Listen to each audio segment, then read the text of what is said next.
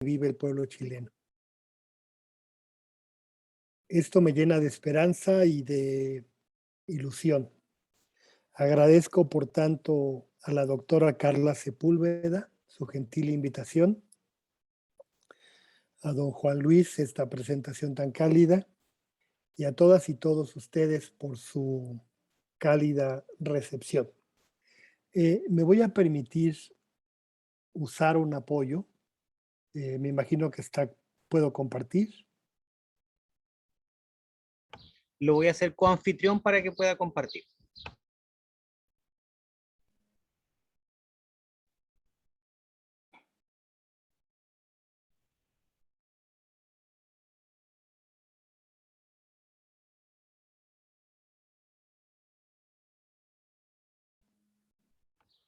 Ahora sí.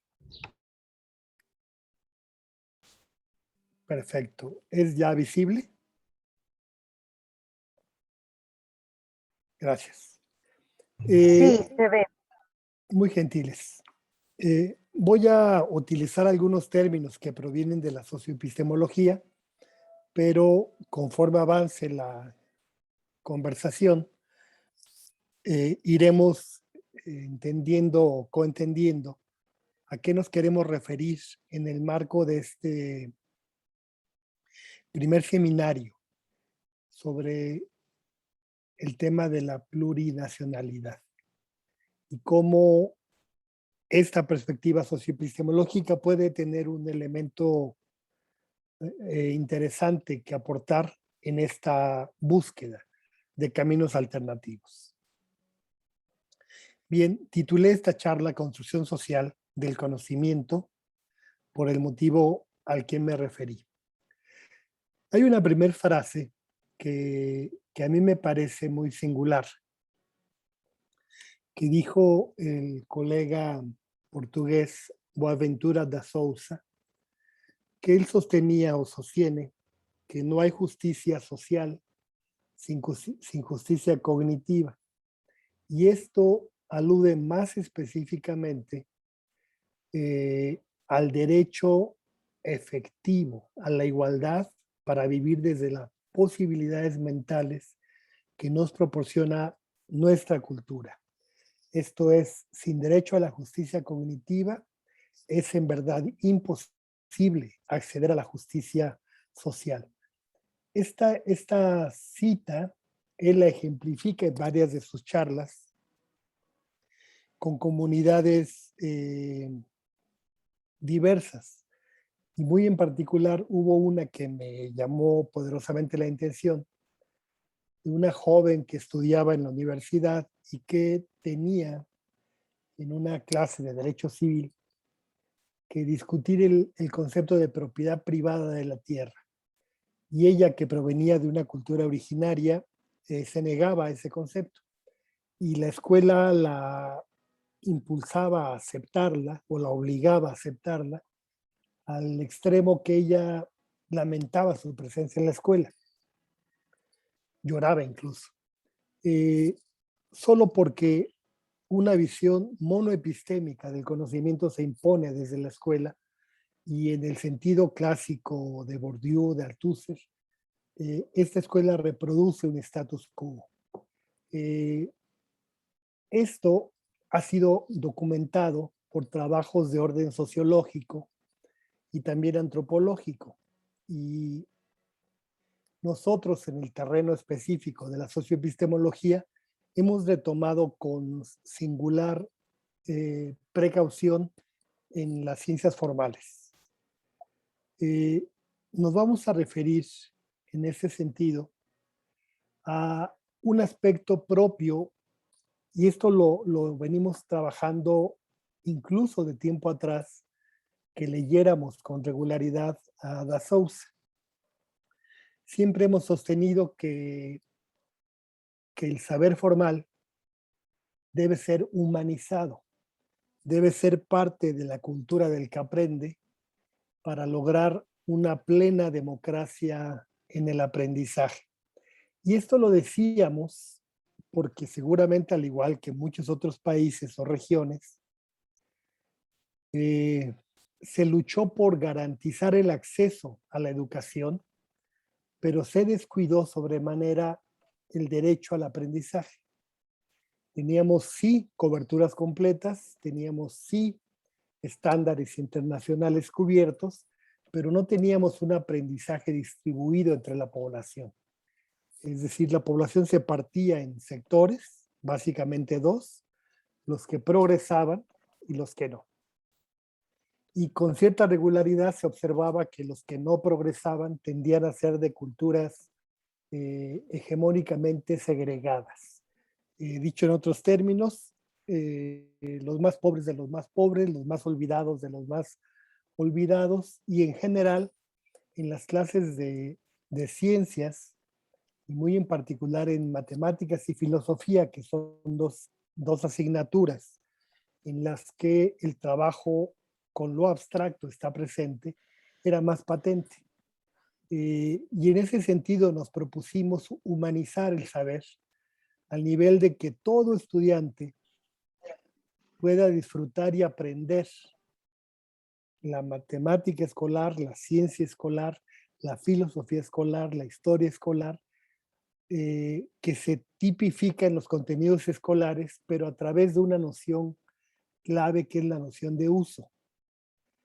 La noción de uso va a ser importante, es el ejercicio de las prácticas donde es posible humanizar al saber. En este sentido, una definición típica de enciclopedia, la noción de plurinacionalidad va un poco más allá que multiculturalismo, porque es el reconocimiento pleno como Estado a una organización política y jurídica de los pueblos y naciones y nacionalidades de un país. Es decir, el caso mexicano es singular, es un país donde se hablan 68 lenguas y hay diferentes culturas originarias conviviendo, y el multiculturalismo se ha reconocido a lo largo de los años, pero se pasó de una matemática única o una ciencia única o un saber único bajo el principio de que todo mundo tendría que tener lo mismo. Pero en los hechos eso tendía a segregar, porque la escuela se daba en castellano y los pueblos originarios tenían lenguaje propio, idioma propio. Había conceptos como, por ejemplo, en matemáticas, el concepto de tangente, que no existía equivalente en las lenguas propias, de manera que en los hechos se empezaba a producir una brecha grande que yo creo que los estados plurinacionales, y ahí felicito su iniciativa, es decir, poner en juego la plurinacionalidad como principio político para garantizar un pleno derecho a las nacionalidades, puede ser el mejor camino. Lo creo firmemente. En ese sentido, se produjo un debate muy intenso en las comunidades internacionales sobre qué es lo que produce la noesis. Es decir, cuáles son los factores que permiten significar eso que estudio. Y la tendencia dominante, una tendencia, si se quiere, eurocentrista, puso el énfasis en la semiosis. Es decir, ellos sostienen que no hay semiosis sin noesis, es decir, que no hay proceso de significar si no hay representación, mientras que la socioepistemología propone que, que no hay significación sin práctica racional, sin una práctica consensada. Es decir, la oposición acá está veladamente entre el monoepistemismo y el multi o pluriepistemismo. Cuando uno centra la atención en la noción de práctica, aceptas epistemologías diversas. Y cuando centras la atención en representación, aceptas una forma simbólica, si bien no única, sí limitada de construir el conocimiento. En ese sentido, sostuvimos hace unos años la hipótesis de que cualquier estudiante podría lograr aprender si lo hace cooperativamente, si se apoya en su experiencia tanto mental y cultural, que utilice sus propios recursos comunitarios y cognitivos, y a través de un proceso que escalona ese mecanismo de apropiación y que tiene que ser transversal. Se va de la lengua al juego, del juego a la literatura, de la literatura al cuento, del cuento a la práctica, a la transformación social, a la vida en sociedad. Y esos mecanismos de transversalidad dotan a los objetos formales de un significado práctico, que es el que nos ha interesado investigar en los últimos 30 años. Y nos llevó a una pregunta: ¿en verdad qué se aprende en la escuela y qué queremos que se aprenda? ¿Son los saberes aislados o es la sabiduría humana en un sentido pleno? Y es aquí donde la socioepistemología apunta a la sabiduría. Utilizamos un modelo mixto para lograr este objetivo. Estoy hablando de construir el significado de objetos formales per se abstractos. Empezamos con un nivel de intervención activa del sujeto sobre el objeto, típicamente psicología o epistemología piagetiana, y pasamos a un nivel de actividad en donde la acción es mediada culturalmente, típicamente en el encuadre psicológico vygotskiano, para caracterizar a las prácticas socialmente compartidas que podrían ser entendidas en el sentido de la sociología de Bourdieu, por ejemplo, en donde hay una reiteración intencional de acciones y actividades. Pero cuando agregamos la práctica de referencia que está en contextos de significación compartida culturalmente, ahí entramos de lleno a la noción de plurinacionalidad, multiepistemismo y a la posibilidad de significar objetos formales a partir de la práctica. Y esto es algo que no solo es declarativo, sino lo hemos trabajado experimentalmente tanto en aula, en sistema, como con individuos o pequeños colectivos. E introducimos una idea que viene del materialismo, la noción de práctica social. Y esto en el campo de las matemáticas es poco usual, pero ha resultado sorprendentemente exitoso.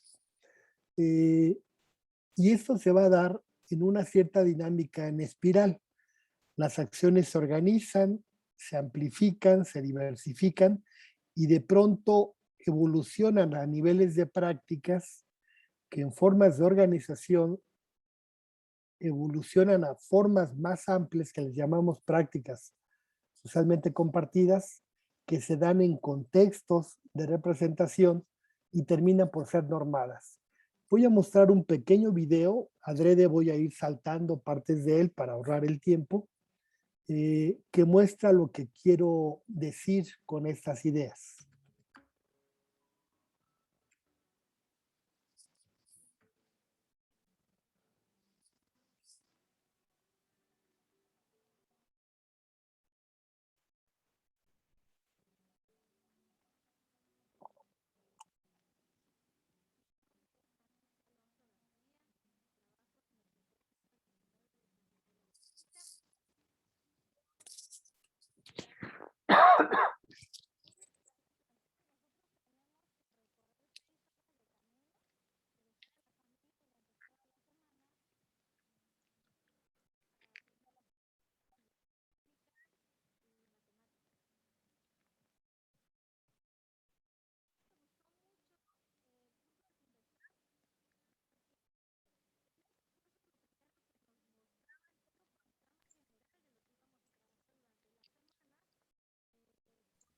No se escuchan.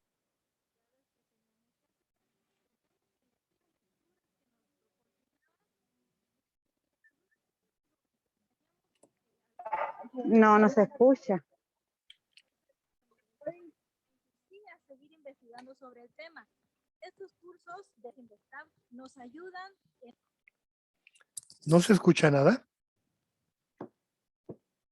Ahora se había comenzado a escuchar. Ok, vamos a ponerlo. Daban las actividades qué teníamos que hacer. Y en algunas cosas donde teníamos alguna duda, procedíamos a hacer investigaciones. Es algo que me gustó, me inducía a seguir investigando sobre el tema. Estos cursos de Sinvestav nos ayudan en esa preparación constante de ser mejores profesionistas en el aula. En el aula ya no es una clase aburrida. Los jóvenes que normalmente tienen poca participación, participan. ¿Para Y cuánto es? 7:41. Es más dinámico, preguntan, incluso hay jóvenes que dicen, quiero conocer más. ¿Trajeron sus hojas milimétricas? Ok, entonces empezamos a trazar. Y actualmente estamos trabajando con una medición de un terreno donde los jóvenes aplican sus conocimientos adquiridos en semestres anteriores. Ellos tienen que sacar un producto final muy importante en esta comunidad porque sus papás se enfrentan a este tipo de problemas. No saben exactamente cómo medir con precisión y exactitud las áreas de su terreno, y es algo que las clases de matemáticas va a favorecer a sus papás para saber cuánto de apoyo de Procampo van a recibir dependiendo de cuántas hectáreas tienen de terreno. Y esto se le hizo muy interesante a los muchachos y despertó mucho más el interés de querer aprender cada día más con métodos diferentes. Cuando empezamos a medir, ¿qué pasó? La primera vez que vinimos nos faltaron muchos materiales visuales porque no sabíamos qué se ocupaba y nada más pusimos, creo, cinta. Sí, por ejemplo, en esta parte, y nosotros lo tomamos así, las formas de arriba hacia abajo. Y lo que necesitábamos era nivelarlo bien para sacar lo que era la altura. Medimos el terreno, salimos, convivimos con nuestro equipo, convivimos con la maestra y pues de cierto modo es mucho mejor, es más entretenida las clases y para los alumnos es más fácil. En mi caso, siento que aprendo más. Siguiente punto, 701. 1209. Desde siempre tú cuando dices matemáticas como que tienes un cierto miedo a la materia por creer que es un poco más difícil y complicada, pero al ser práctica hace que tú entiendas las cosas más fácilmente y ya cuando las notas desde la práctica y sientes el compañerismo y que el profesor está ahí apoyándote, te das cuenta que ya no son difíciles, son más fáciles de lo que piensas. Por lo regular siempre todas las clases son entretenidas, sus explicaciones pues son explícitas y pues si nos vamos a entender. Buenas tardes compañeros, nosotros a continuación les vamos a explicar nuestro proyecto. Llevó como nombre Midiendo Conocimientos porque trataba de ir a medir un terreno y teníamos que calcular su AR utilizando diferentes métodos. Los métodos empleados fueron el método de Sarrus, el método de triangulación, el teorema de Pitágoras, el método de Gauss, el método de Herón y las fórmulas trigonométricas. Para poder emplear el método de Sarrus, tenemos que saber las medidas de los lados y el ángulo. En la vida cotidiana, los pobladores utilizan lo que son los métodos de mediciones tradicionales, los cuales consisten en llevar, por ejemplo, puntos de referencias como lo son árboles, arroyos, y no se basan por coordenadas como lo que se basa lo que es el Google Earth. El terreno que medimos son productores de café. Contamos con organizaciones las cuales son encargadas de llevar a cabo estas mediciones, pero realmente no lo hacen de una forma correcta. Las características de mis estudiantes vienen de muchas comunidades lejanas. Algunos vienen de La Galera, de Orcones, de Comala, Santa Rita, y tienen que caminar. Incluso caminan 1 hora o un poquito más. Y el acceso en ocasiones cuando llueve mucho, aquí es un lugar donde llueve mucho, es muy difícil el acceso para llegar a la institución. Existen muchos derrumbes. Estoy aproximadamente a 1 mes de no salir de la comunidad, mas sin embargo, sus deseos de superación hacen que ellos vengan a la escuela. Y en este pequeño video, lo que se observa es, primero, los jóvenes amplían el contenido curricular. Los temas que ellos usaron para resolver el problema, que era le llamaron Midiendo Conocimiento, estaba vinculado a dos necesidades organizacionales locales, producción de café y la medición de terrenos. Y había razones concretas para querer aprender eso. Medir el terreno era importante para saber qué dinero les proporcionaba el Estado para mantenerlo. Y medir la producción del café les importaba para la compra-venta. Eso es muy distinto a trabajar el área de una figura en un papel simplemente, y como se suele hacer en la escuela. Y utilizan ellos al final métodos que son del tipo, el método de Sarrus, por ejemplo, no está en el programa, o el Google Earth tampoco está en el programa. Fueron cuestiones que ellos introdujeron en su práctica. Ahora, de todo lo que vimos en ese video, lo que resalta es que el diseño lo que hace es una descentración del objeto. O sea, quita la atención en el objeto matemático formal para mirar la racionalidad que el joven pone en juego, el relativismo epistémico necesario para significarlo, el proceso de avance progresivo en la significación y el principio normativo de la práctica social. Es decir, es la descentración del objeto lo que va a caracterizar este mecanismo. El monoepistemismo se caracteriza por lo contrario.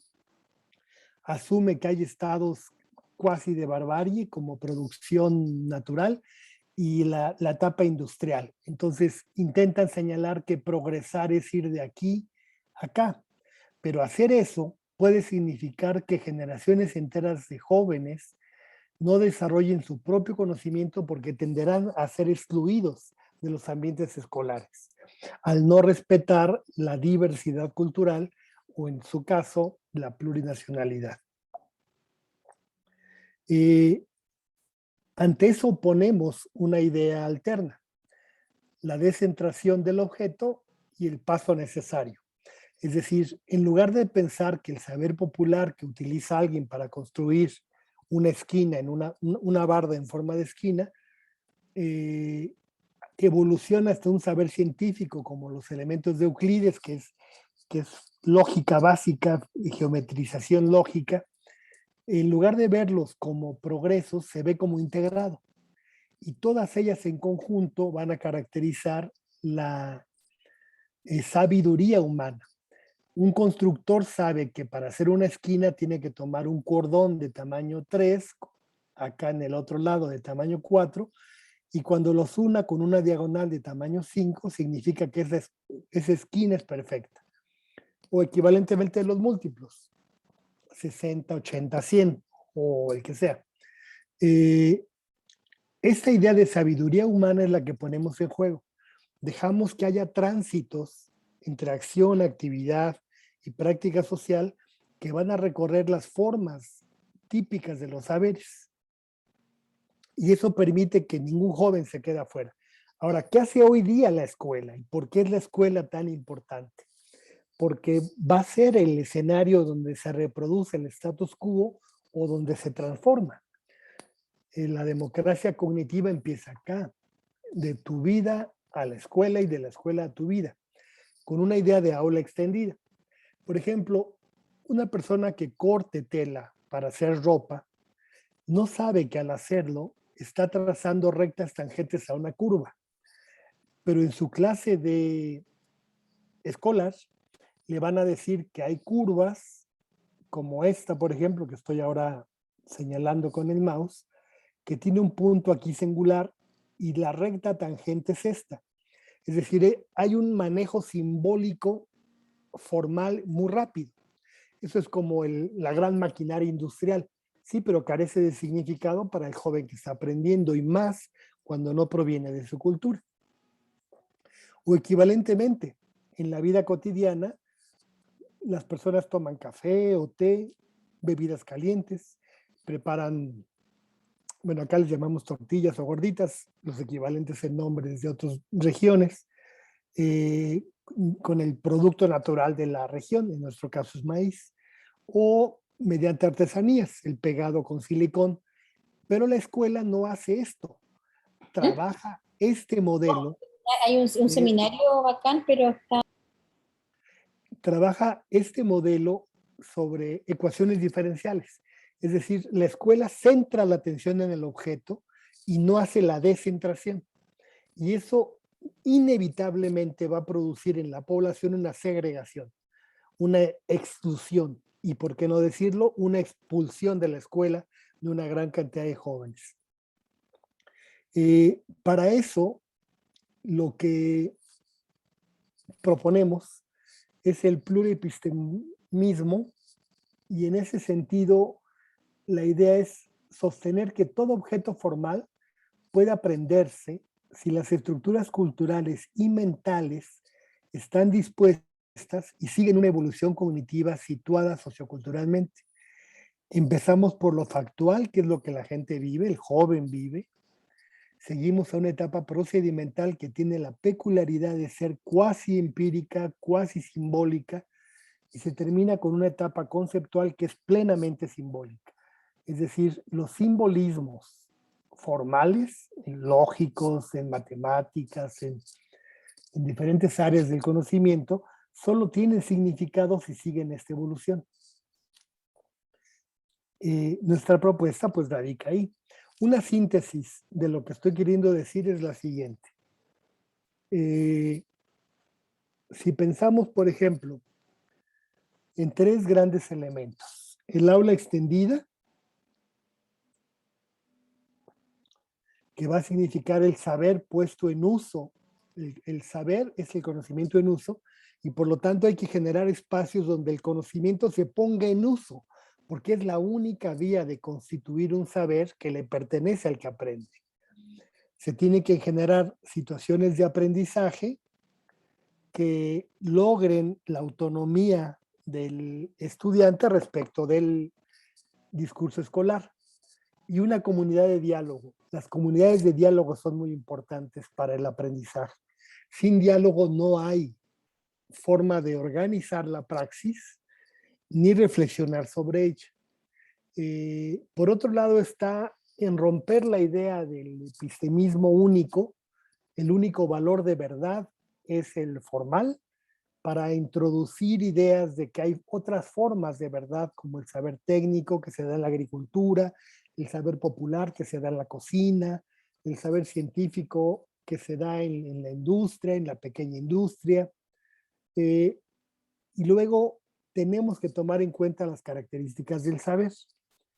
El saber es funcional, o sea, es decir, cada objeto de conocimiento que entra al aula tiene que tener una funcionalidad relativa a la cultura que lo está recibiendo. Tiene que ser transversal porque es lo que le va a permitir al joven entrar y salir de ese entorno y ampliar su perspectiva de mundo, y tiene que ser contextual. En ese sentido, la síntesis que proponemos es concreta. Ahora, esta síntesis no es solo teórica, ya se ha hecho en la práctica, en diferentes sistemas educativos. Bueno, aquí dejo mis coordenadas para interactuar y dialogar con quien lo considere conveniente, y prepararé un escrito para compartírselo en estos días, para que sea pues del acceso de más colegas. Por mi parte es todo. Muchas gracias. Gracias, doctor Cantoral. Muchas gracias. Vamos a escuchar a continuación otra presentación para que al final quienes nos acompañan puedan formular las preguntas o hacer los comentarios que estimen pertinentes. Muchas gracias nuevamente, Ricardo, por iluminarnos con tu experiencia y sobre todo con el saber que has ido construyendo. Gracias. Desde Temuco, la Araucanía, abrazamos ese nuevo saber y queremos decirte que pronto esperamos estar contigo acá en Temuco. Pronto, y pronto significa marzo. Va a ser. Ojalá sea un Muchas placer. gracias, Ricardo, nuevamente. Gracias a ustedes. Nuestra segunda expositora en esta jornada es la profesora Carla Sepúlveda Obrequi. Ella es doctora en matemática educativa y ha trabajado como profesora en diferentes escuelas y liceos. También es profesora en nuestra universidad y específicamente en Hace 13 años trabaja con nosotros en el Centro de Desarrollo e Investigación de la Facultad y nos ha acompañado y ha acompañado a los profesores y a las profesoras de la región, compartiendo y reactualizando sus saberes. Ella nos presentará hoy día la exposición La matemática escolar desde el Gualmapu. Por favor, profesora Sepúlveda, la escuchamos.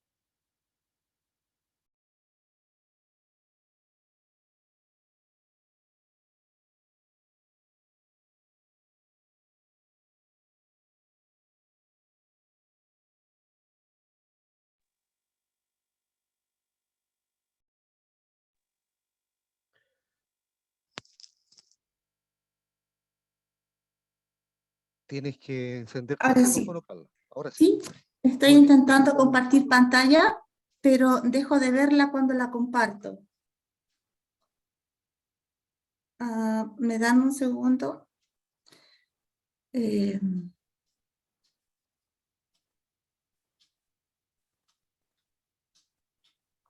Ahí está tu pantalla proyectada. Claro, la ven ustedes, no la veo yo.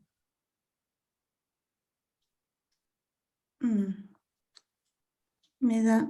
En verdad es el escritorio, Carla. Sí, ¿cómo se hace? Hay que abrir la presentación que va a hacer, dejarla ¿Ya? abierta y luego repetir el procedimiento. La tengo abierta. Compartir pantalla. Pantalla. Presentación. ¿Ahí ustedes ven? Sí, ya. Ya, perfecto. Sí. Bueno, saludar a todas y a todos los que están presentes en este primer seminario de enseñanza y plurinacionalidad del Gualmapu. No puedo dejar de decir que para mí es un honor presentar en el mismo espacio en que está presentando el doctor Ricardo Cantoral, a quien admiro profundamente y estudio. La presentación que preparé para esta tarde se llama La matemática escolar desde el Gualmapu. La matemática escolar, como nosotros la conocemos, se rige por un sistema de razón que se denomina discurso matemático escolar. Y citando al doctor Cantoral, este sistema de razón está fuertemente centrado en el valor de los conceptos puros, fracción, número, espacio, etc. Estos conceptos son introducidos al aula como objetos formales acompañados de algoritmos, es decir, técnicas con rigor lógico. Esto quiere decir que se reducen a un tratamiento didáctico secuenciado y, como explicaba el doctor Cantoral recién, descontextualizado en ocasiones. Esto transforma el objetivo de la clase de matemáticas en una clase en sí y para sí. Esto quiere decir, enseña objetos matemáticos para luego ser usados como objetos matemáticos y recreados en sí mismo en su calidad de objeto. Es decir, una clase totalmente centrada en el objeto matemático. Esta diapositiva que pongo a continuación, tomé 4 objetivos de primer año básico del marco curricular, y si ustedes se fijan, habla de contar números del 0 al 100 hacia adelante y hacia atrás, es decir, respetando la secuencia numérica. Leer números del 0 al 20, representarlos en forma concreta, pictórica y simbólica. Determinar unidades de decenas en los números del 0 al 20.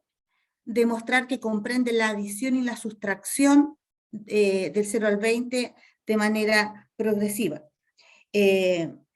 Se puede observar en estos 4 objetivos que están referidos a números del sistema de numeración decimal actual, y el tratamiento didáctico sugerido es uno que respete su calidad de objeto, es decir, el concepto de número está entendido como un objeto matemático. Esto quiere decir que al transponerlos didácticamente para que puedan ser comprendidos por la audiencia escolar, no sufran tantas transformaciones y mucho menos nuevas creaciones que a veces ocurren en el aula en este esfuerzo del profesor o profesora por tomar este conocimiento que viene del conocimiento matemático-científico y transponerlo didácticamente para la comprensión de una audiencia escolar infantil o juvenil. Entonces, se está pidiendo que haya un cuidado en que no sufra esto resignificaciones, o al menos no tantas dentro de lo posible, y mucho menos creaciones de parte del profesor. En otras palabras, se está pidiendo que se vigile epistémicamente la inmutabilidad del objeto en las orientaciones didácticas que acompañan este marco curricular actual. Pero, ¿de dónde salen estos objetos matemáticos? El conocimiento matemático se construye socialmente por personas, por grupos humanos y por grupos sociales. Es una construcción humana. Es una actividad de los seres humanos, la matemática o las matemáticas. Se trata de un conocimiento con valor de uso. Esto quiere decir que su valor radica en su capacidad de satisfacer una necesidad. Cuando este conocimiento es ingresado al sistema escolar, cuando es seleccionado para ser parte del currículo, sufre modificaciones que lo cambian, que lo transforman. Su autor, la persona humana que lo creó, sufre un proceso de enajenación. La enajenación es la separación del productor de su producto. Permíteme, ahí sí. Un producto fruto de su trabajo de modificar la naturaleza, generando condiciones de subsistencia y conocimiento más adelante. Una vez enajenado este conocimiento de su creador, se descontextualiza, se deshistoriza y no reconoce autor, adquiriendo entonces un estatus epistémico que lo aleja de la realidad, por lo que las orientaciones ministeriales más adelante nos recomiendan darle contexto en la enseñanza. Es decir, un conocimiento matemático que surge de un contexto es descontextualizado en su ingreso al sistema escolar, y luego el sistema escolar nos pide que lo contextualicemos para que pueda ser aprendido por los y las estudiantes. Es decir, un proceso inverso y que muchas veces busca o cae presa de contextos ficticios. El currículum nacional está nutrido de conocimiento matemático dominante. Este proviene de creaciones europeas principalmente. Digo dominante porque corresponde a la creación de clases dominantes. Dominantes en lo económico, dominantes en lo político, dominantes en lo social, dominante en lo ideológico, como una falsa realidad. Es decir, una forma invertida de entender la realidad. Y dominantes en lo territorial, es decir, grupos humanos y naciones imperialistas. La fuerte influencia de Europa como vestigio de colonización cognitiva se conoce como eurocentrismo. Esto corresponde a un fenómeno de dominación que para el caso del conocimiento pone a la ciencia como criterio principal de verdad, quitándole validez a otros conocimientos, invisibilizando a otros criterios de validez que pudieran visibilizar prácticas de clases y grupos sociales. Citando de Sousa, que mencionaba el doctor Cautorán al principio de su presentación, la ciencia ha cometido, a juicio de Sousa, un epistemicidio, es decir, ha eliminado todo conocimiento que no se corresponda con ella. En este epistemicidio, que no es cualquier epistemicidio, se trata de una eliminación selectiva del conocimiento de grupos dominados por parte de los grupos dominantes, que se expresan en el marco curricular. De esta forma se constata la hegemonía que describe Gramsci al referirse a la escuela como un instrumento de reproducción de un patrón de dominación a través de la cultura para imponer una visión de mundo. ¿Qué hacer en un Chile plurinacional? Hasta ahora nosotros hemos aceptado que en Chile solo viven chilenos. La nueva Constitución nos puede permitir reconocer que en Chile vivimos chilenos, mapuches, aymaras, rapanúis, quechuas, yaganes, changos, collas, cahuascas, diaguitas, atacameños y otras tantas naciones representadas por migrantes que hoy envían a sus niños, niñas y adolescentes a nuestras escuelas y liceos. Disculpe, cada pueblo-nación ha creado sus propios conocimientos de acuerdo a sus valores y formas de relacionarse con la naturaleza para transformarla y sobrevivir. El derecho preferente de los padres, que se ha conversado en este espacio de la nueva Constitución, el derecho preferente de los padres a elegir cómo y dónde educar a sus hijos, no se trata de poder elegir entre una escuela, otra escuela o algún colegio. Eso depende de la capacidad que tengan las familias para pagar una matrícula. Este derecho depende de la oferta escolar que pueda representar distintas visiones del mundo de acuerdo a cómo las familias o comunidades sean representadas y que considere valores e incluso respete creencias religiosas. Entonces se habrá cumplido el derecho de los padres de elegir cómo educar a sus hijos. Como hemos visto, la escuela chilena hasta ahora ha sido eminentemente monocultural, con un currículum monocultural. Es recomendable, a mi juicio, avanzar hacia la interculturalidad, es decir, lograr tener un currículum que tenga un cordón central común con diferenciaciones territoriales, que podría ser una forma de organizar este nuevo currículum desde una humilde opinión. Cuando el currículum deja fuera el conocimiento, o un tipo de conocimiento o diferentes tipos de conocimiento, deja fuera una producción o producciones humanas, y con esto deja fuera a productores, es decir, deja fuera a las personas humanas que han creado ese conocimiento. Entonces podríamos hablar de un currículum excluyente, intencionalmente excluyente. Un currículum intercultural, por el contrario, es un currículum que hace un reconocimiento del otro y de su visión de mundo. Lo que puse acá fue la tapa de la base curricular de primero a sexto básico, pero que es igual, el nombre de las asignaturas, a las bases curriculares completas desde primero año básico hasta cuarto año medio. Y podemos darnos cuenta con el nombre de la asignatura matemática, esta está puesta en singular. Dice matemática y no dice matemáticas. La asignatura se llama matemática. Y este nombre singular lo que nos muestra es que en Chile enseñamos una sola matemática, la matemática escolar que ha sido seleccionada para integrar el currículum. De esta forma, muchas otras formas de conocimiento matemático quedan fuera del marco curricular. Pero, ¿por cuál otra forma debiésemos comenzar para incorporar a este marco curricular, particularmente desde esta región llamada Araucanía y ahora reconocida como Wallmapu? Bueno, podemos comenzar por reconocer e incorporar la matemática mapuche. Esta tiene un importante desarrollo y un desarrollo muy desconocido por los habitantes de la región y del país. Es importante precisar que en ningún caso se trata de desechar la matemática que hasta ahora se ha enseñado. Eso sería un error. No se puede proponer aquello. Se trata de democratizar la clase de matemáticas, dando cabida a otros conocimientos hasta ahora excluidos y que tienen valor de uso y representan a grupos humanos y a naciones. Los niños, las niñas y los jóvenes tienen derecho a ser educados en sus culturas, en sus valores y con las construcciones cognitivas de sus grupos humanos y sociales. La educación intercultural no se debe folclorizar. Esto que digo es como importante de tomar en cuenta. No podemos folclorizarla. No se trata de incorporar imágenes de una cultura, solamente vestimenta descontextualizada, ¿ya? Por supuesto que la lengua es fundamental. En este caso, el mapuzungún es un elemento que tiene que estar presente en la matemática intercultural, pues la lengua es la base ontológica de los pueblos. La educación intercultural debe reconocer la validez de diferentes conocimientos e ingresarlos al espacio de enseñanza en igualdad de condiciones.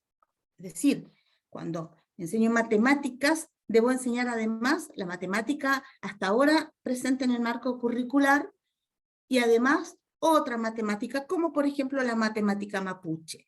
Cuando enseño historia, bueno, enseñar esta historia oficial hasta ahora enseñada, pero además la historia vista desde o contada desde la nación, en este caso, porque estoy refiriéndome a Gualmapu, desde la nación mapuche. Nos vamos a dar cuenta que son matemáticas distintas e historias muy distintas. Entonces, es cómo voy incorporando el conocimiento. Lo mismo para el estudio de las ciencias naturales y otras asignaturas escolares. Y esto implica conocer el conocimiento de la nación que quiero hacer presente en el marco curricular, lo que también es un desafío para las y los profesores. Entonces es incorporar el conocimiento en igualdad de condiciones al espacio del aula. En palabras del doctor Cantoral, entonces se requiere un criterio de relatividad epistémica, es decir, aceptar la validez epistémica de otros conocimientos más allá del conocimiento oficial del marco curricular. Se requiere rediseñar el discurso matemático escolar como sistema de razón.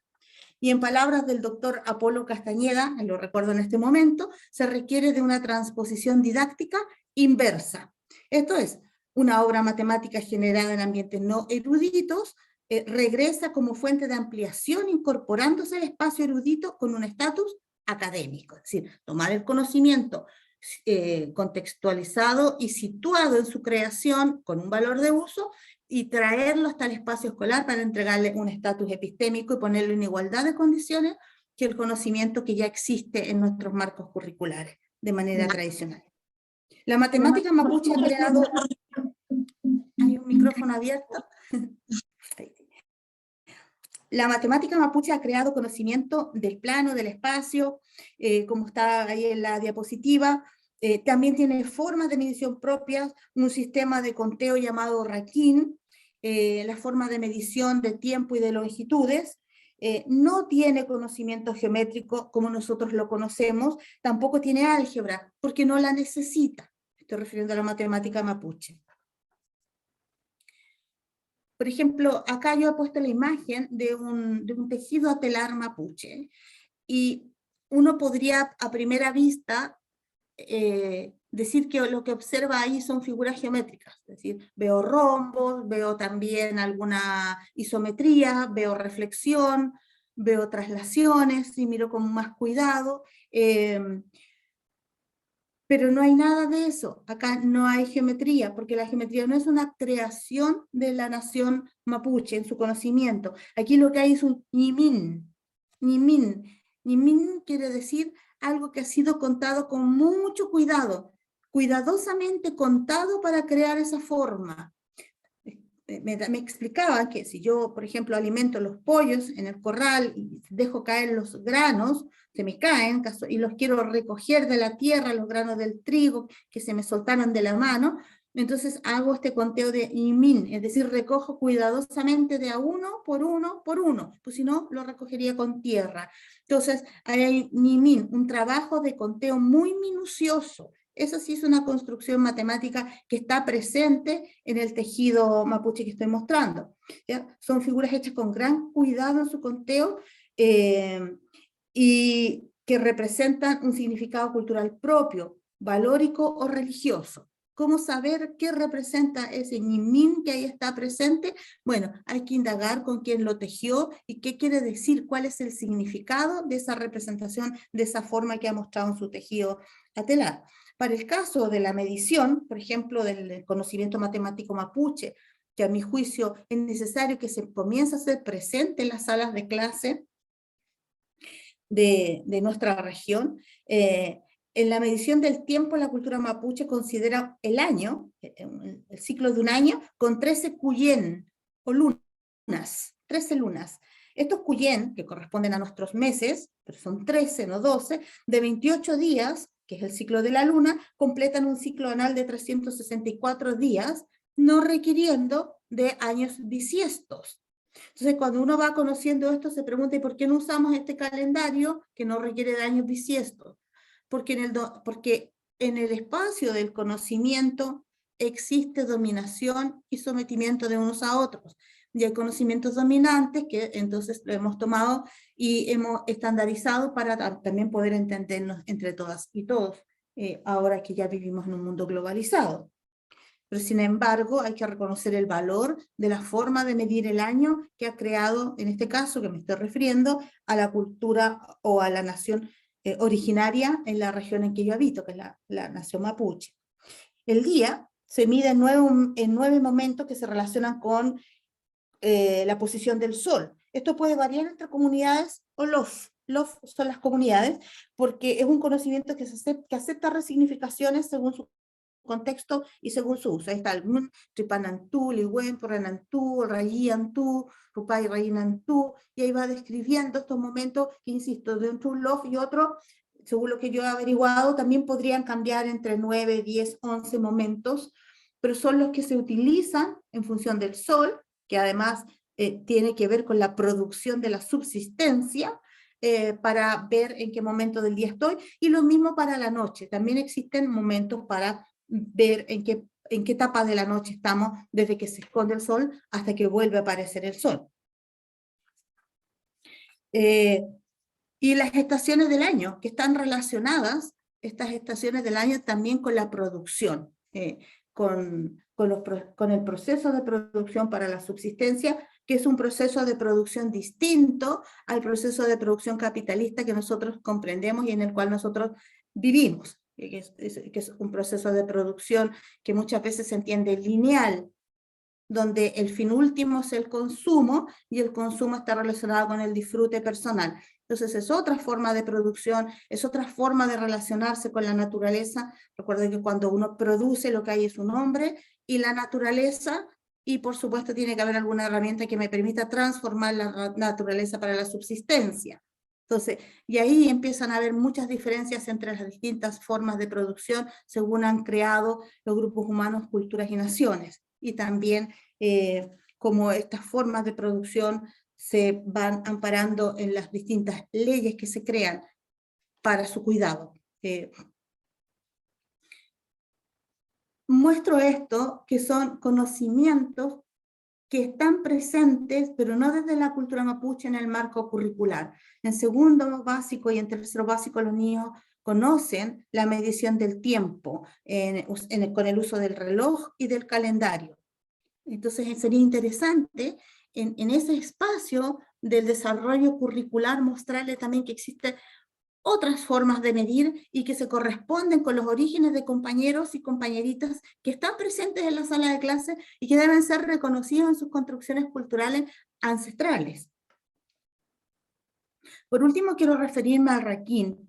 Este sistema de numeración, este sistema de numeración no posee signos ni símbolos, usa palabras números, y con 12 palabras, Quiñepu, Clameli, Quechú, Cayú, Reglé, Pra, Aya, Mari, Pataca y Guaranca, con 12 palabras se pueden decir todos los números hasta el 999.999, porque no existe una palabra para decir millón. ¿Por qué? Bueno, porque en un LOF tradicional nadie tiene 1 millón de cosas para contar. El Raquín construye los números usando dos principios, el principio agregativo y el principio repetitivo. Ahí podemos observar que el principio agregativo, por ejemplo, Mari se dice 10, y yo luego ya, una vez que conté hasta 10, voy agregando 10, 1, 10, 2, 10, 3. Aquí no existe el 13, que a veces confunde mucho a los niños. ¿Sí? Es 10, 3, sigue la misma lógica. 10, 4, 10, 5, aquí no existe el 15. ¿Sí? Entonces dice, Mari, 10, 1. Mari, Epu, 10, 2. Mari, Cla, 10, 3. Mari, Meli, 10, 4. ¿Sí? Luego para decir 20, comenzamos a usar el principio repetitivo. 2, 10. 2 veces 10, Epumari, 2 es Epumari, es 10. Epumari son 2 veces el 10, 2 decenas. Y también tiene una lógica de mi experiencia que yo he tenido en las escuelas básicas, particularmente las rurales, donde a veces asiste el niño mapuche con una libertad diferente de expresar lo que trae desde su hogar, producto de que en ocasiones me atrevería a decir que el racismo es un poco menor en el espacio rural que en el espacio urbano, entonces los niños muestran con más transparencia lo que traen desde sus casas. Los niños cuentan mucho más fácil en Mapuzungún que luego memorizar los números en el sistema de numeración decimal o en castellano, que les cuesta mucho porque es una poesía que tratan de memorizar, pero no tiene una lógica ya en el 13, en el 15, en el 20, que no le entrega al niño de su comprensión, que recién viene saliendo de las preoperaciones para entrar al concretismo, que les permite entender el porqué, y luego tienen que memorizar y se confunden mucho. Entonces, aquí hay un sistema de numeración que tiene una lógica agregativa y repetitiva, y de esta forma, por ejemplo, para decir 23, decimos 2, 10 y 3, epumaricla. Entonces, quiero decir que incorporar al aula otros conocimientos hasta ahora no considerados, repito, no significa renunciar al conocimiento matemático escolar de origen científico, ni al conocimiento matemático escolar que tradicionalmente hemos enseñado en las salas de clases, ni a sus reglas de tratamiento, ni a su calidad de objetos matemáticos, porque así han sido creados y así han sido comprendidos por las culturas que los crearon, que particularmente están muy, muy influenciadas por el idealismo, este a prioricismo, que se basa en ciertos supuestos axiológicos o axiomáticos que no se pueden cuestionar. Significa hacer de la sala de clase un espacio de democracia cognitiva, en donde los conocimientos de todos y de todas tengan cabida porque tienen valor. Hasta ahora acostumbramos a enseñar a contar elementos de un conjunto discreto. Así es como enseñamos a contar en primer año básico a los niños, o así es como debiera ser, no recitando la poesía ahí que miran en la pared la recta numérica que está ahí pegada o corcheteada, sino que los niños deben contar elementos de un conjunto, ¿ya? Elementos que como tal no son inexistentes, están representados por objetos concretos sobre la mesa del niño, conjunto que es una idea, que también es un abstracto. Entonces aprenden sobre concepciones abstractas y representan con objetos concretos para poder entender particularmente en las pequeñas edades donde los niños aprenden a contar en la escuela. Entonces, como decía, acostumbramos a enseñar a contar elementos de un conjunto discreto, es decir, que se pueden diferenciar sus elementos, y cuya cardinalidad es la última etiqueta que utilizamos, porque etiquetamos, decimos el 1, el 2, el 3, el 4, el 5. 5 fue la última etiqueta, por lo tanto la cardinalidad o cantidad de elementos del conjunto es 5. Independientemente del orden en que yo etiquete los elementos, siempre voy a tener 5 elementos, porque al final, insisto, es la última etiqueta la que me da la cantidad o cardinal. Y este número se representa con un punto en la recta numérica. Esa es la forma en que a veces enseñamos en la sala de clase en los primeros cursos, sobre todo a los 6 años, al ingreso del sistema escolar en primer año básico para el caso de Chile. Eso debe continuar, pero debe reconocerse que existen otras formas de contar. Y al reconocerlas, reconocemos también a quien las ha creado. Una escuela abierta a la comunidad no es solo una escuela que recibe y comparte sus espacios para los vecinos y vecinas, que se abre a las juntas de vecinos, que se abre a los clubes de adulto mayor, que se abre para tener clubes de poesía de las personas que viven en el entorno, que recibe a los apoderados. Una escuela abierta es aquella que también abre su currículum para recibir construcciones cognitivas de todos y de todas, de los grupos sociales y de los pueblos que habitan en el territorio.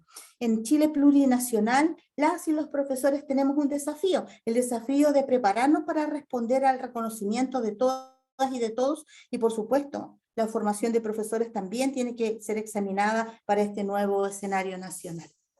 Eso, quería entregar esos elementos para invitarlos a la reflexión, que ustedes pueden continuar. Yo no soy mapuche, por lo tanto, también tengo el desafío de aprender en la matemática mapuche, como lo tenemos todos, y seguramente aquí entre ustedes hay quienes la pueden conocer mucho mejor y en profundidad que yo. Quiero agradecerles que me hayan escuchado y mandarles un abrazo virtual. Muchas gracias.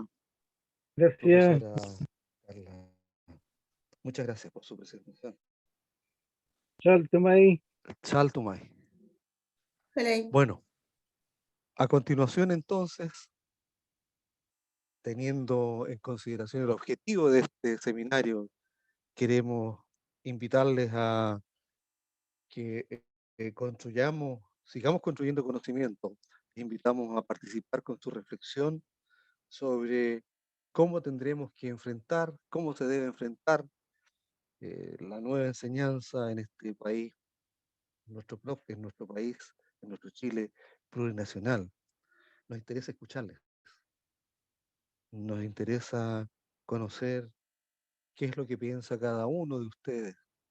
Ya lo dijo Ricardo y también lo planteó Carla. No podemos continuar haciendo lo mismo que estábamos haciendo.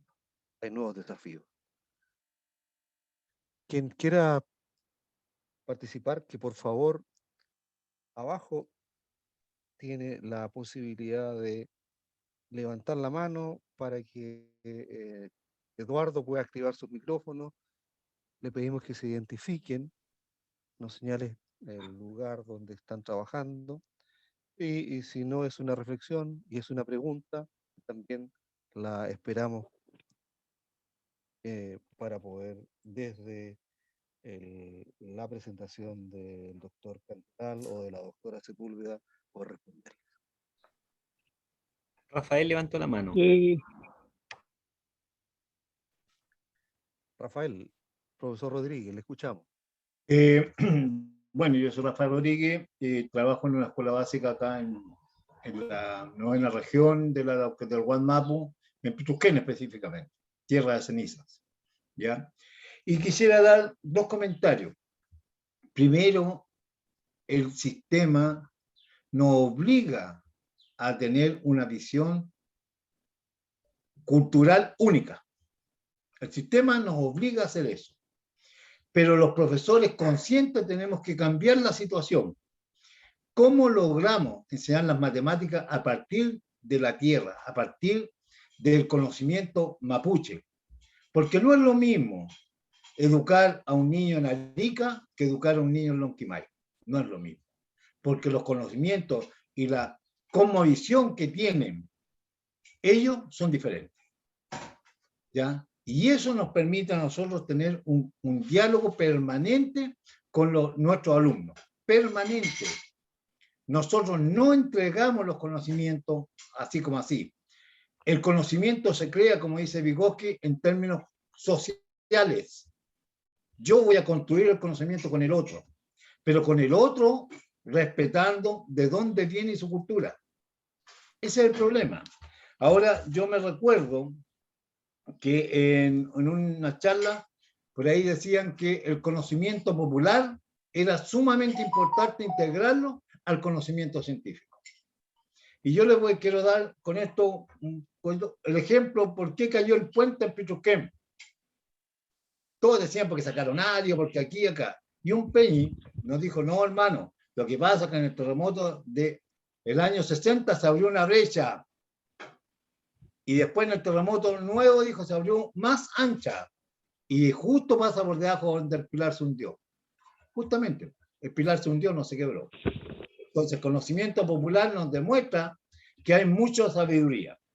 Y yo le preguntaba en una charla a los profesores un día, le dije, ¿por qué no me lo empiezan a enseñar? Todos me decían por el 0 y por el 1. Y yo le decía, ¿por qué no definen 0 y definen 1? Cuando el niño viene de lo concreto, y lo transformamos a una visión tan teórica que ni siquiera podemos definirla, ni siquiera dividirla. Yo le decía, ¿por qué no empiezas con el 5? Porque 5 es 4 más 1, 3 más 2. Eso es más fácil para el niño. Por lo tanto, porque ellos cuentan, los peñis cuentan en sus locales. ¿Cómo logramos enseñarles geometría a partir de cómo cierran sus predios? Claro, cómo cierran sus predios, cuántos alambres necesitan, cuántas estacas. Por lo tanto, el conocimiento tiene que ir de la mano de la sabiduría popular. Eso era un comentario, colega, muchas gracias. Gracias, Rafael, desde Tierra de las Cenizas. Muchas gracias por tu comentario. Esperamos sus participaciones. Enrique Cayumán levantó la mano. Por favor, Enrique, te escuchamos.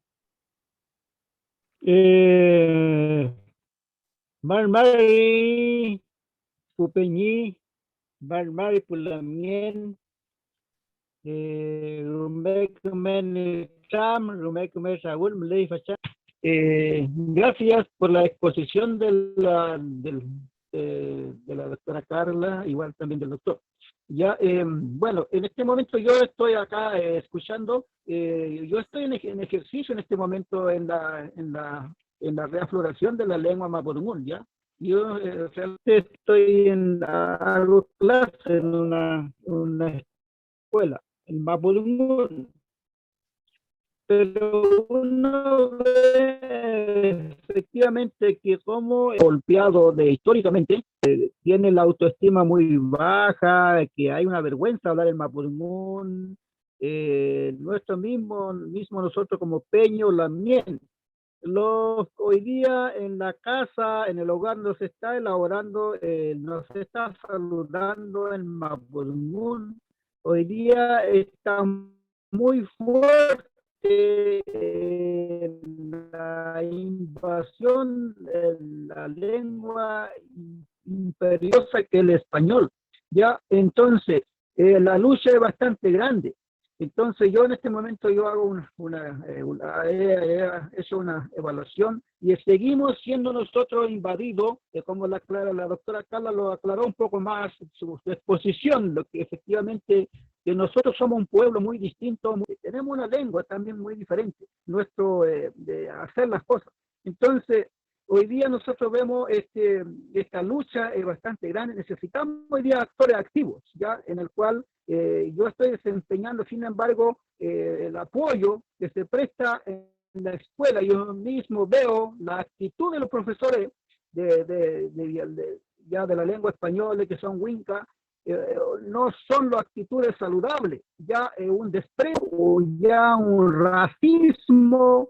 Entonces, ¿cómo sería antiguamente cuando empezó a martirizar la lengua, cuando empezó a castigar nuestros antepasados, abuelos? Pero sin embargo, ya sigue esta lucha. Entonces, por eso, de una reflexión, y agradezco también estar acá porque esto nos sirve para ir conversando y analizando de qué manera tendríamos que mejorarla.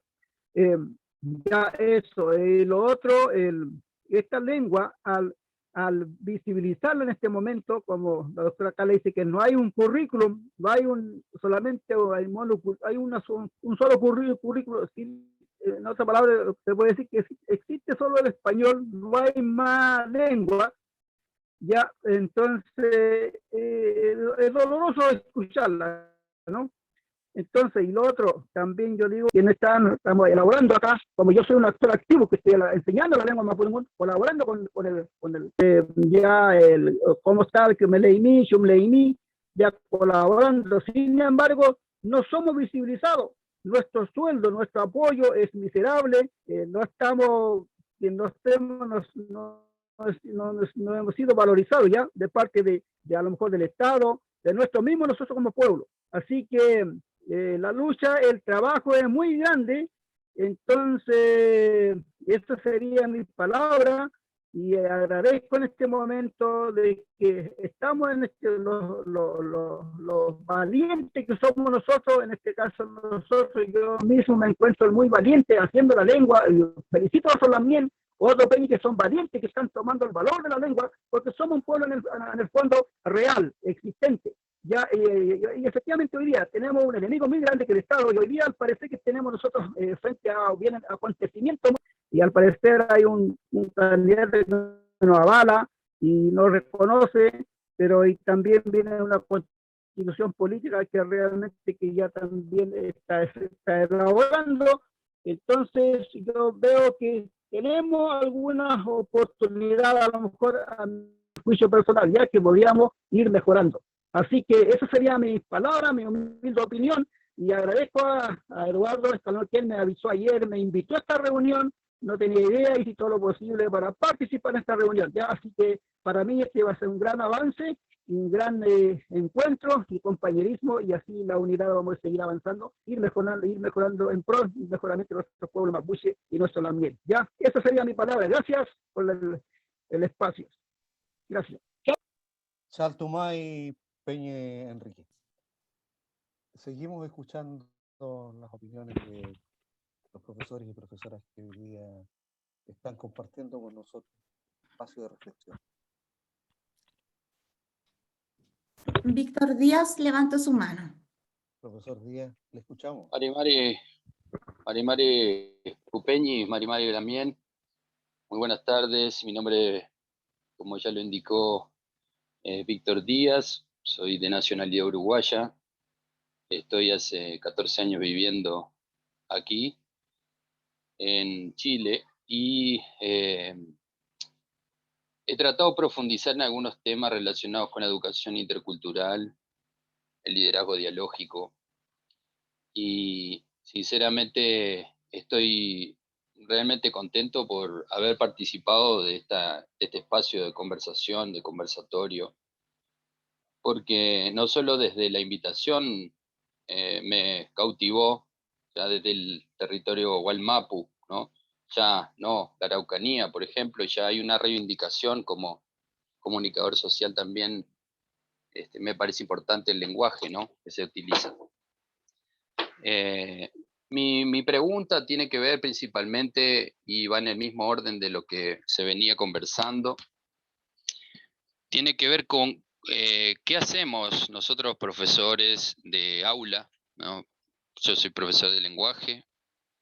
¿Qué hacemos nosotros desde las aulas como para poder llevar adelante esta idea de que el saber ancestral nos enriquece y permite que los niños y niñas del territorio puedan tener una educación completa y no que perpetúe la colonización? Sabemos que el oficialismo de la escuela monocultural ha perpetuado eso. Ahora, como decía muy bien Peñi, se está viendo una luz de esperanza desde la lengua, y está bien. Los educadores tradicionales también están favoreciendo el tema del reconocimiento de la lengua, y no solo reconocimiento, sino poder en territorio desarrollar la lengua y hablar en mapuzungún como corresponde, sin traducciones. Sabemos que la traducción es traición. Y en ese sentido, mi aporte como un foráneo, como Winca, ¿no?, como alguien que viene de otros territorios, tiene que ver también con cómo yo puedo sumar a esa reivindicación, a esa lucha, cómo puedo aportar en ese sentido. Me parece que es muy importante que la unión sea lo que nos identifica, ¿no? Y que por el hecho de ser de otros territorios no podamos aportar. Esa mirada de la diversidad me parece que va a seguir sumando, y nuevamente agradezco a quienes organizaron este evento. Yo también pertenezco al CIED, soy investigador asociado, y la verdad que fue un privilegio poder estar aquí, y muy agradecido. Quedo a las órdenes también, y les envío un abrazo bien fraterno a los participantes y las participantes. Muchas gracias. Gracias, Víctor. Bienvenida a tu palabra. En los Mapu la acogemos con mucha energía. Muchas gracias. Sí, sigue ofrecida la palabra. Noemí. No sé si Noemí. don Ricardo quiere aportar algo a lo que Ricardo. preguntaba Víctor. Ricardo, ¿quieres agregar algo antes de ofrecerle la palabra a Noemí? Como entendí que querían una reflexión colectiva, pero como me digan, Carla. Sí, pregunta cómo aportar, por ejemplo, para hacer esta transformación. No sé si te quiere aportar algo a esa Claro. pregunta de aporte. Y Sí, Noemí, por supuesto. Claro, gracias. Bueno, en verdad es muy enriquecedor escucharlos y mirar la diversidad con la que plantean sus miradas. Genera mucha confusión en el medio educativo el sostener la multiplicidad de interpretaciones. Por ejemplo, voy a hablar específico de la matemática. Es muy difícil para hoy día, para alguien, decir que la matemática no es universal, porque tiene un conjunto de valores que compartimos y de prácticas que compartimos en el mundo entero. Hay frases que yo las digo aquí o se dicen aquí, pero habrá las equivalentes. 2 más 2 es 4 aquí en China. Y alude a esta idea de universal. Pero ese hecho oscurece un aspecto, y es que, como bien dijo Carla, hay muchas matemáticas, no hay una. Y lo que tenemos es una matemática que se universalizó. No es que sea universal, sino se universalizó. Y si uno hace un rastreo histórico, va a encontrar que se universalizó por los colegios jesuitas durante el siglo XVI. Se estableció una manera de entender la matemática. Pero eso nunca mató a las matemáticas locales. Ni siquiera algunas europeas. O sea, no hay un solo eurocentrismo. Por ejemplo, el intuicionismo, el logicismo, el formalismo son escuelas dentro de la misma matemática y tienen resultados a veces distintos. Entonces, ante la pregunta de qué hacer, dado, Víctor señalaba la diferencia entre estar y llegar, y es el hecho de darse cuenta, primero, que lo que estamos generando son comunidades. O sea, son las comunidades los que nos van a dar la posibilidad. Y la otra, que no nos negamos a la universalidad, pero siempre partiendo de la localidad. Esa es la gran diferencia. Es imposible llegar a la globalidad sin tomar en cuenta la localidad. Si no, toda la vida estaremos prestándonos cosas y entendiendo a medias. Y yo creo, como dijo nuestro compañero Enrique, nuestra acción es tan puntual, pero desde la puntualidad tan fundamental, que nuestro quehacer es generar lo que sería el equivalente a la territorialidad, generar espacios en donde compartimos significados, prácticas, intentando que la localidad sea vista desde la globalidad. Y esa es una lucha de años. O sea, no va a ser. Ahora, en mi opinión, pero esa es mi opinión, Víctor, el momento histórico que vive Chile es singular. Tuve ocasión de conocer de cerca lo que ocurrió en Guatemala después de los acuerdos de paz. Y había una tradición, porque son países también con una gran multiplicidad originaria, había la necesidad de un currículum que atendiera a la diversidad. Cuando el acuerdo fue, sí, hagamos diversidad, la gente no sabía cómo hacer diversidad. Porque se había quedado como en la declaración de la necesidad, pero no en la forma de la implementación. Y yo creo que ustedes hoy viven una experiencia muy rica, porque, y yo diría como latinoamericano, vivimos una experiencia muy rica con su caso. El movimiento zapatista también lo vivió y son cosas muy parecidas. Entonces, yo creo que lo que debemos lograr es esto, generar estos colectivos, circular información, documentar con evidencia, para que las propuestas tengan la solidez de la diversidad y siempre con ese principio. No nos negamos a contribuir a la globalidad, pero siempre desde la localidad. Ese es un principio fundamental. Esa sería mi valoración personal, Víctor. Muchísimas gracias. Ricardo. Muchas gracias. Gentil. Escuchamos ahora a la profesora Noemí Vargas. Por favor.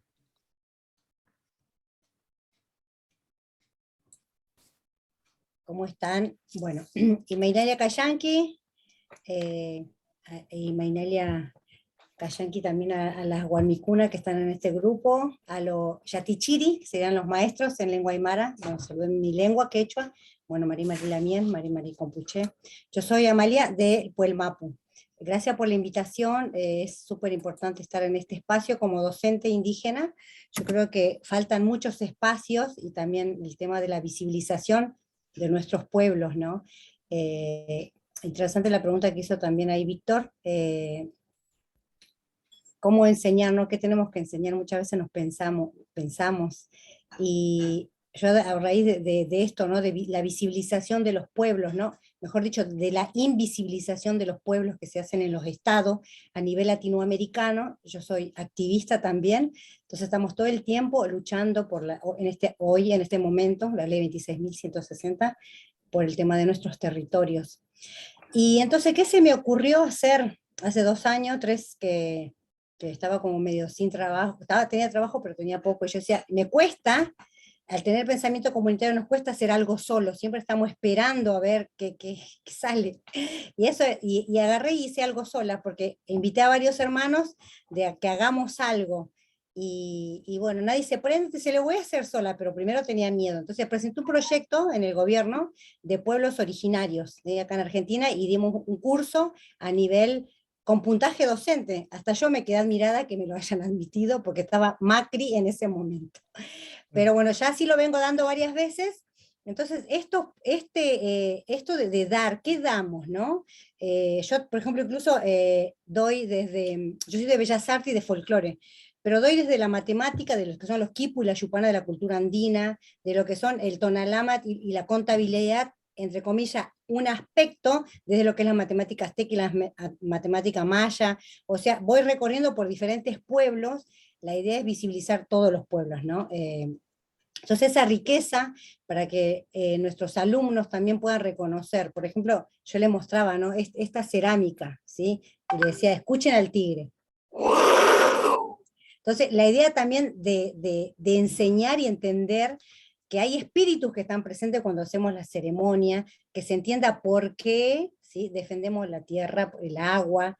Y bueno, yo lo estoy dando así a través de los mitos y las leyendas, y el ser docente desde arte me permite trabajar desde cualquier perspectiva, ¿sí? Más allá de que puede ser corporal, visual, energética, hacemos saumo, ceremonia, hablamos de las plantas. En este tiempo de pandemia, ¿no? Yo hacía círculo de la palabra. Eso de tener 5 minutos y dar, que me parecía una tortura, explicar a los chicos lo que tenían que hacer y ellos solo hacer en la casa. Entonces lo que hacía yo es contar cuentos y leyendas. Entonces después dibujábamos algo cortito y hacía Zoom de 5 o 7 minutos. ¿Por qué? Porque el chico se aburre, se cansa, nosotros nos cansamos de que hablen y hablen. Como indígena, yo me aburro de lo abstracto. Te cuento, ¿no? De esta perspectiva que va hacia el norte, hacia la izquierda, hacia la derecha, mientras los indígenas van corriendo, y vos decís, ¿cómo me imagino eso, no? A través de las imágenes, ¿no? Todo el tiempo yo trabajo con mucha imagen. Entonces, nuestros pueblos están acostumbrados a la oralidad. Yo creo que desde ahí también es importante, ¿no? Esto de contar con el maíz, como hacían antiguamente nuestros abuelos, contar con las piedras, pintar las piedras, entender que los espíritus que están en las piedras, desde la misma biología, cómo trabajamos las piedras, desde la medicina, cómo sanan las piedras. Hoy está comprobado científicamente que el agua tiene memoria y sana, que el corazón tiene su propio pensamiento. Nuestros abuelos, eso ya lo decían antiguamente, ¿no? Pensar con el sonco, con el piuque, con el corazón. Y así para no ser extensa, yo creo que no nos tenemos que olvidar desde ahí, ¿no? Volver a la raíz, ahí les pegué una frase, de Van Gogh, como artista, él decía, ¿no? Él pintó unos zapatos, ¿sí? Y unos zapatos que estaban todos viejitos, ¿sí? Y no me acuerdo en qué texto dice, pinta tus zapatos y pintarás el mundo. O sea, estás pintando tu mundo. Entonces, habla de conocer nuestra propia identidad y ver desde dónde estamos enseñando, buscar la profundidad de nuestra identidad y desde ahí empezar a compartir, ¿no? No digo que me quede yo solo con el quechua, ¿no? Yo comparto siempre de los aymara, quechua, mapuche, tehuelche, ranculche. Acá tenemos Huichipi, Laga, tenemos 40 pueblos indígenas, ¿sí? Solo 36 reconocidos. Entonces, eso también, la riqueza de cómo nos unimos todos los pueblos con el mismo pensamiento y trabajar siempre desde ahí, ¿no? También eso como para que se vea la riqueza de la interculturalidad que estaban hablando ustedes, incluso esto, ¿no? De llevar comidas, y no que quede solo en el folclore, ¿no?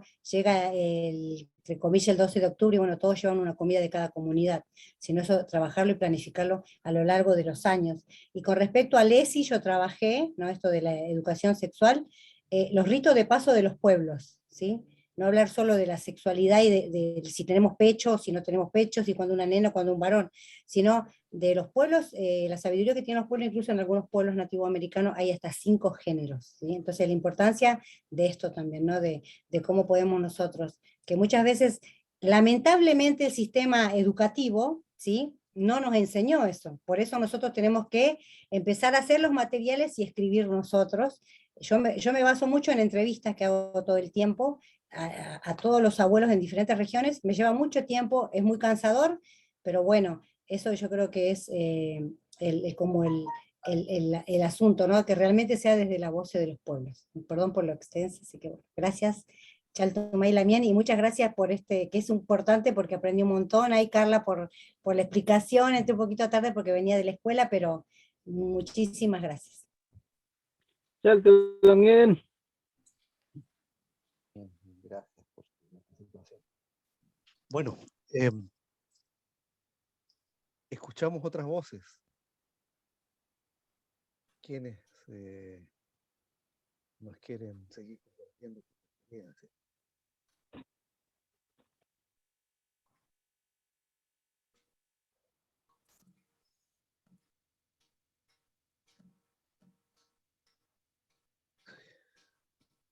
Si no hay nadie más que nos quiera compartir sus reflexiones, entonces tenemos que señalar que para nosotros realmente es un motivo de mucha alegría y sobre todo de mucha esperanza el proceso que estamos viviendo. Nosotros tenemos que desde la universidad seguir escuchando lo que nos dicen los profesores y lo que nos dice la escuela, porque debemos prepararnos y preparar a las nuevas generaciones para este Chile pluricultural. Y en ese contexto, por favor, ¿quién está pidiendo la palabra? Yo, Mari. ¿Quién es yo? Me llamo Angelina Cayuqueo. Angelina, te escuchamos. Mari Compuchín, Mari a los expositores, a todos los que hicieron posible este Chaguán, este Pichichaguán, para poder conversar de estos temas importantes que están hablando. Yo soy de acá de la comuna de Cholchol, soy educadora tradicional, trabajo en Temuco, Guardia, en el colegio AMI. Bueno, los temas importantes, cómo nosotros enseñamos a nuestro pichiqueche. Bueno, yo cuando empecé a trabajar hace como 5 años, ¿cierto? Me hizo una evaluación primero si realmente yo estaba capacitada para enseñar siendo hablante mapudungún. Entonces nosotros siempre tenemos traba en esto el Estado tiene que reparar este daño que causó. Yo creo que ahora con la nueva constitución tenemos el sueño de poder que vaya escrito ahí desde que el mapudungún sea obligatorio, que no sea solamente porque el Estado sea bueno en este momento, porque ellos, digamos que porque quieren nomás nos están facilitando de poder enseñar, pero que sea ¿no es cierto?, con la nueva constitución sea obligatorio para todos los cursos que se aprenda el mapudungun, de lo contrario nuestra lengua se va a perder. Y es el miedo grande que hay de que nuestra lengua ya no se enseñe, porque también hay en parte un pequeño, también, ¿no es cierto?, de parte de nosotros, que nosotros en el hogar no hablamos el mapudungun a los niños. Hay muchos padres que no hablan, no sé, los niños en el colegio hablan, uno le enseña, se esfuerza tanto en enseñarle, pero llegando a la casa ellos se lo olvidan porque no practican. Nosotros, los educadores, hacemos todo el esfuerzo, pero los niños aprenden, juegan, hay hartas cosas que se puede hacer en mapudungun, pero al llegar al hogar después se le olvida todo. Y eso, bueno, todo lo que es la enseñanza, ¿no es cierto?, nosotros es diferente, así como amamos la tierra, amamos el trayenco, el río, los árboles, todo lo que sea, ¿no es cierto?, lo que enseñamos nosotros, que él llama en el respeto primero de todas esas cosas que en el Huincatungún no es así. Nosotros queremos que eso, ¿no es cierto?, vaya todo contemplado en todo lo que es ahora la nueva constitución. Fei Kamaten Pulamien. Muchas gracias, profesora Angelina. Muchas gracias. Bueno, ha transcurrido un tiempo muy importante en que hemos podido escuchar las presentaciones de Ricardo y de Carla, y también las reflexiones y opiniones de quienes hoy día nos han acompañado. Muchas gracias por esto. Muchas gracias por aquello. Tenemos que concluir nuestra jornada, hoy día al menos. Mañana les dejamos invitados para nuestra segunda y última jornada, a las mismas horas de hoy, 17:30 horas, por Zoom. Mañana abordaremos los temas de educación y racismo, Estado y educación. En nombre del Centro de Investigación y Desarrollo de la Facultad de Educación, pero sobre todo en nombre de las profesoras y los profesores, y de este nuevo proyecto que esperamos sea una constitución que hable por todos nosotros y nosotras. Un abrazo grande desde el Gualmapu para todas y todos ustedes. Hasta mañana. Peucayén. Peucayán, May. Peucayán. Peucayán por la mierda. Peucayán. Gracias, don Ricardo. Un abrazo, Maxi. Chao, don Ricardo, muchas gracias. Gracias, don Muchas Ricardo. gracias, don Gracias, Ricardo. Juan Luis. Gracias. Eduardo, Gracias. Carlita, muchas gracias por la invitación. Ya se volvió a Compañero Montevideo. Calimán, muchas gracias. Hasta luego.